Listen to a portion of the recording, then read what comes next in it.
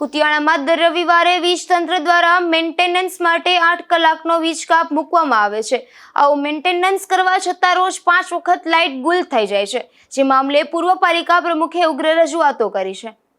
Kutiyana PGVCL ખાતે રાત્રે 12 વાગ્યે પૂર્વ નગરપાલિકા પ્રમુખ ઢેરીબેન ઓડેદરા સહિતના પહોંચી ગયા હતા અને શહેરમાં રાત્રે રોજ લાઇટ જાય છે, બાદમાં 3 થી 4 કલાકે આવે છે તેવી રજૂઆતો કરી હતી અને લાઇટના ધાંધિયા બંધ નહીં થાય તો ઉગ્ર આંદોલન કરાશે તેવી ચીમકી પણ ઉચ્ચારી હતી. રાત્રિના સમયે અવારનવાર લાઇટના ધાંધિયાને લઈ ઢેલીબેન મધરાત્રે વીજ કચેરી ખાતે પહોંચી ગયા હતા.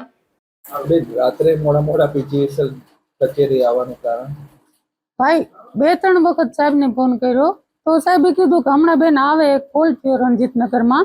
એટલે મેં તો કઈ વાંધો નહીં, હર હંમેશા રાતના જ ફોલ્ટ થાય, રાતના જ રિપેરિંગ કરવાનું. સ્ટાફ ન હોય તો મેં ઉપર માગણી કરો સરકારમાં, અમે મદદ કરીશું.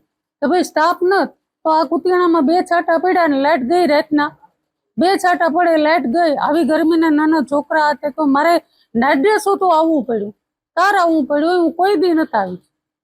તો મેં કીધું કે ભાઈ ફોલ્ટ હોય 7 વાગ્યાનો મેં પોચમાં જોયું ફોલ્ટ નોંધાવેલ છે તો 7 વાગે 8 વાગે 8:30 રિપેર કરી નખાય ને. અત્યારે હાવ મોડી રાતના રિપેર કરે, છોકરા ઊંઘતા હોય, કોઈ આ વાડી વિસ્તાર હોય કે ગામ હોય, કેટલી તકલીફ પડે. ઉકળાટતા જોવો એટલે મારે ગાઉન હોતું આવવું પડ્યું. મેં કીધું ઉપર રજૂઆત કરી, મેં કીધું જીબી વાળાને સ્ટાફ નો હોય તો અમને કયો, અમારી સરકાર છે અમે મદદ કરીએ. વરસાદ છે, લાઇટનો તો સતત દિવસે દિવસે વધી રહ્યો છે. 3 દીથિયાના 2 છાંટા પડે ને આ લાઇટ ગઈ, આ લાઇટ ગઈ. મેં તો વાંધો નહીં તાત કરી નાખી. એક ખાલી નાનો એવો ફોલ્ટ હતો રણજીતનગરમાં તો એને 7 વાગે 8 વાગે કરી લેવાની જરૂર હતી. કુતિયાણા જો યોગ્ય સમારકામ કરી વીજ ફોલ્ટ દૂર કરવામાં નહીં આવે તો ઢેલીબેન દ્વારા આંદોલનની ચીમકી ઉચ્ચારાઈ હતી. નાગેશ પરમાર, ગુજરાત ન્યૂઝ, કુતિયાણા.